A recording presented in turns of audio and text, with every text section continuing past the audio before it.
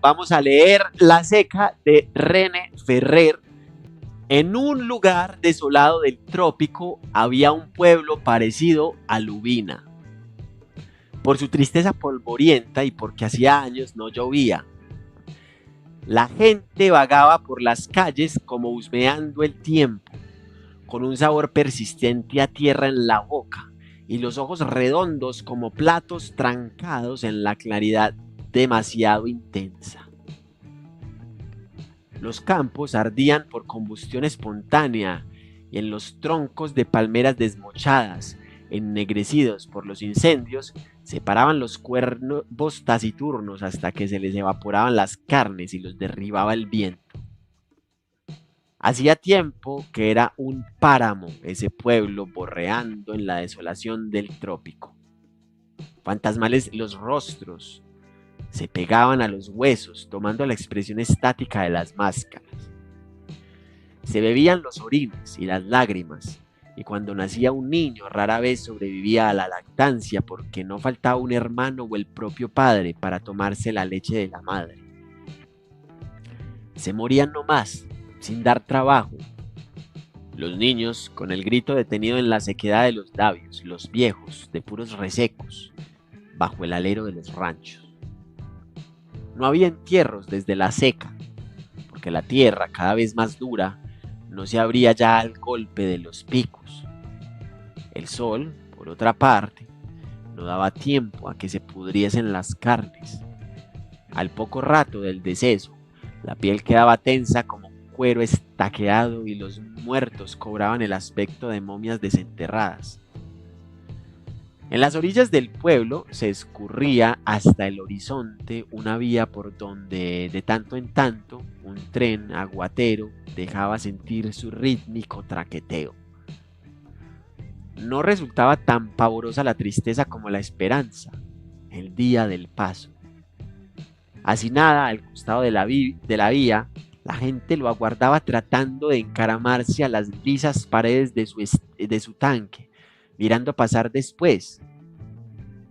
Lo miraba pasar después e irse sin remedio con su fresca y custodiada resonancia. Bocas abiertas y manos implorantes nunca pararon el tren.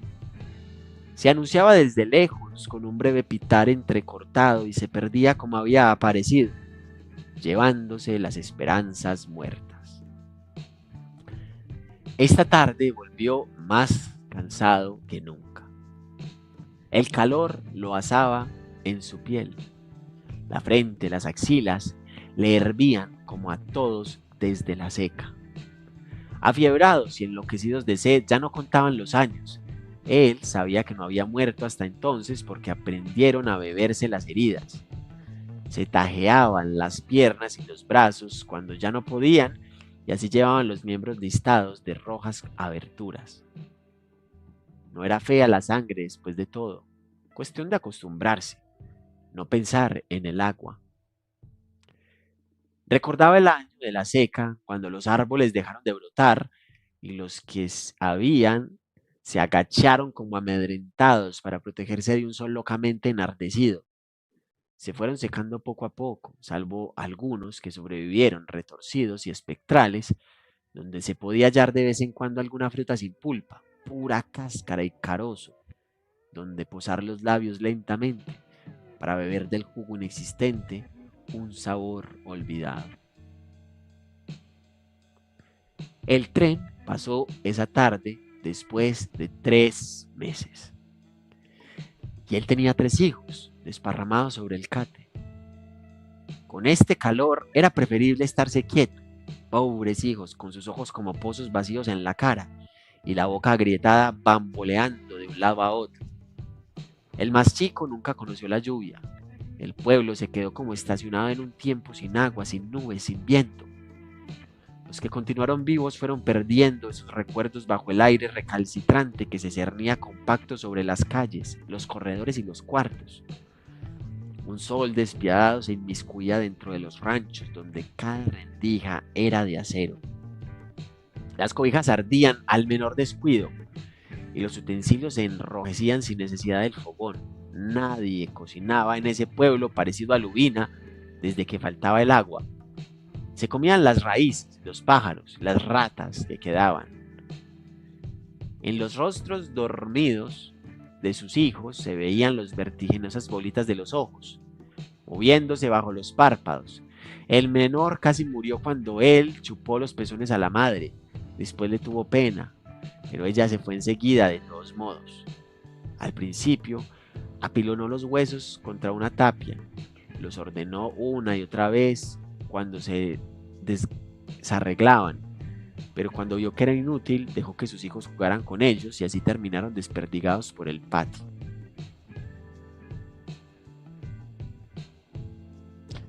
La gente había perdido la noción del tiempo y aquello duraba ya bastante, pero él sabía que el tren había pasado 9 meses con intervalos regulares. Lo malo era que no paraba y les revolvía las esperanzas, tantas señas que le hicieron esa tarde para nada.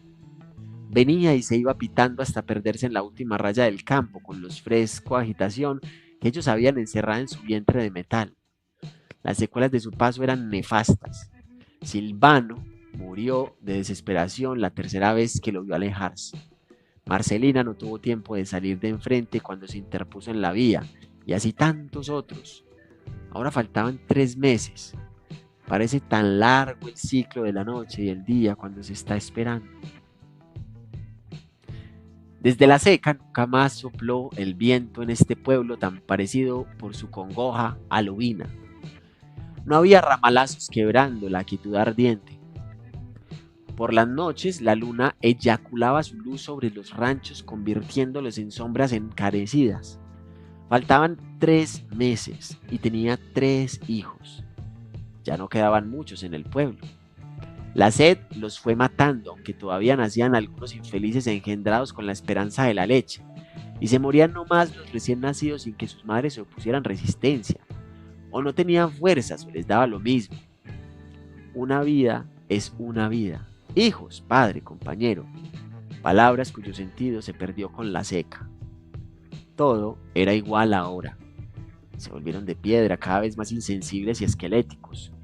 Se seguían bebiendo los orines y las lágrimas, era ya costumbre, pero el tren reaparecía escrupulosamente con la fresca agitación de su vientre y los enajenaba. Les devolvía el recuerdo de otras aguas, de lluvias estivales, del arroyo sorbido por el agua. Ese tren les ponía desoladas las mejillas e impotentes los brazos. Era una maldición cada 3 meses, como la seca inacabable, como el primer angelito que se quedó sin leche.